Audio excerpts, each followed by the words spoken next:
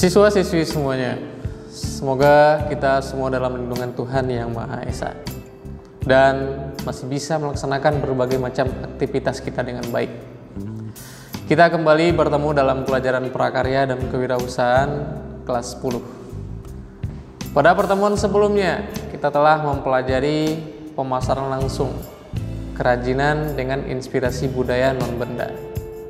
Nah, di pertemuan hari ini, kita akan masuk ke bab 2, yaitu wirausaha produk teknologi transportasi dan logistik. Tapi sebelum itu, Sir akan menyampaikan tujuan pembelajaran kita pada pertemuan kali ini. Yang pertama, tujuannya adalah peserta didik mampu mengidentifikasi berbagai jenis produk teknologi transportasi dan logistik.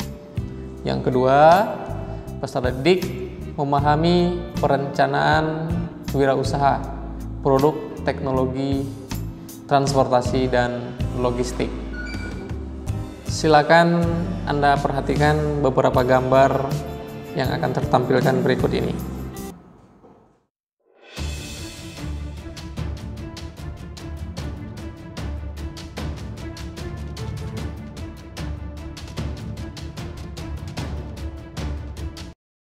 Anda sudah menyaksikan beberapa gambar sebelumnya. Apa kira-kira yang terlintas di pikiran Anda ketika Anda melihat gambar-gambar tersebut? Saya yakin yang ada dalam pikiran Anda adalah sarana transportasi. Itulah yang akan kita bahas pada pertemuan ini. Sekarang pertanyaannya, apa yang Anda ketahui tentang transportasi? Silakan Anda tulis di buku kerja Anda 3 saja yang Anda ketahui tentang transportasi. Apa sih teknologi transportasi tersebut? Lalu, apa hubungannya dengan logistik? Silakan simak penjelasan berikut ini. Teknologi transportasi merupakan teknologi yang mampu mendukung perpindahan manusia atau barang dari suatu tempat ke tempat lainnya dengan menggunakan sebuah kendaraan yang digerakkan oleh manusia atau mesin. Dan semua itu diperlukan untuk kelangsungan dan kenyamanan hidup manusia. Sedangkan logistik adalah suatu ilmu atau suatu ilmu pengetahuan atau seni dalam melakukan proses penyimpanan, penyaluran, dan pemeliharaan berbagai macam jenis barang atau alat-alat tertentu. Nah, lalu bagaimana teknologi transportasi dan logistik? Teknologi transportasi dan logistik adalah teknologi yang dikembangkan untuk memfasilitasi penyimpanan dan perpindahan barang.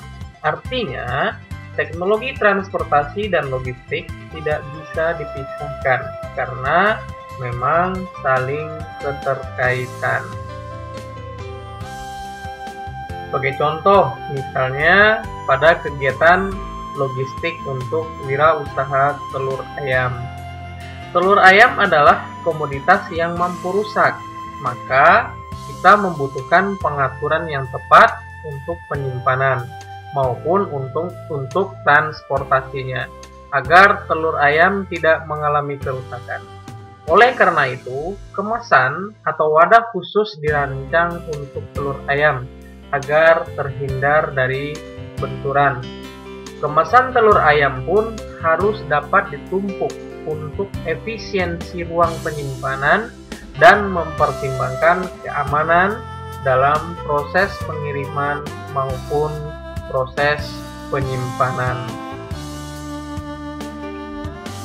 Ada beberapa jenis teknologi transportasi dan logistik didasarkan pada jaraknya. Ada yang pertama adalah transportasi jarak pendek. Nah, biasanya kita yang digunakan adalah troli. Troli ini biasanya digunakan di tempat-tempat swalayan atau tempat-tempat pusat perbelanjaan. Kemudian yang kedua adalah nampan. Nampan ini untuk memindahkan alat-alat dapur dari dapur ke ruang tamu misalnya. Kemudian yang ketiga adalah keranjang. Keranjang ini akan membantu kita memindahkan barang-barang yang ada di dalam rumah ataupun di luar rumah. Kemudian yang kedua adalah berdasarkan transportasi jarak jauh.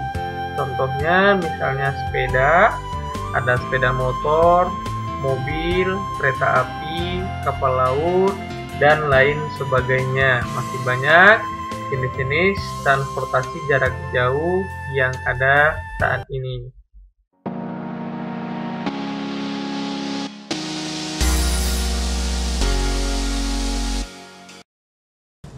Setelah kita mengenal beberapa jenis-jenis transportasi dan logistik, maka sekarang kita akan bahas bagaimana merencanakan usaha produk teknologi transportasi dan logistik tersebut. Sebelum memulai usaha di bidang teknologi transportasi dan logistik, hal pertama yang harus kita perhatikan adalah melakukan proses perencanaan usaha. Pertanyaannya, apa saja yang harus diperhatikan dalam menyusun sebuah perencanaan usaha teknologi transportasi dan logistik tersebut? Silakan perhatikan penjelasannya. Yang pertama adalah ide dan peluang usaha.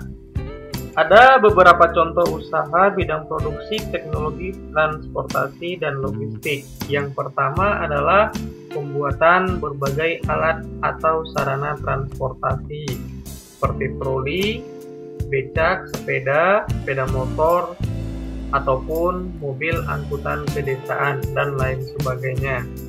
Kemudian yang kedua adalah pembuatan spare part di bidang transportasi seperti bak truk, kemudian pembuatan box barang pada sepeda motor dan lain sebagainya. Banyak ide-ide yang bisa kita kembangkan dalam usaha produk teknologi transportasi dan logistik ini.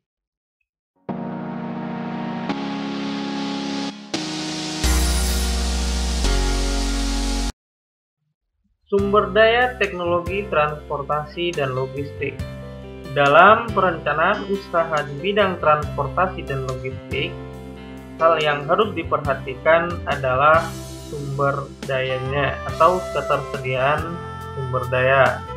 Ada beberapa sumber daya yang akan digunakan dalam wirausaha teknologi transportasi dan logistik ini. Yang pertama adalah manusia, yang kedua uang atau modal, yang ketiga materialnya, yang keempat adalah mesin, yang kelima cara kerja, dan yang keenam adalah pasar atau target pasar dari penjualan produk yang telah kita hasilkan. Baik siswa-siswi semuanya, itulah pembahasan kita pada pertemuan hari ini. Semoga apa yang telah saya sampaikan dapat dipahami dan dimengerti dengan baik. Untuk selanjutnya, silakan Ananda kerjakan latihan yang telah saya siapkan di aplikasi Edmodo. Sekian dan terima kasih.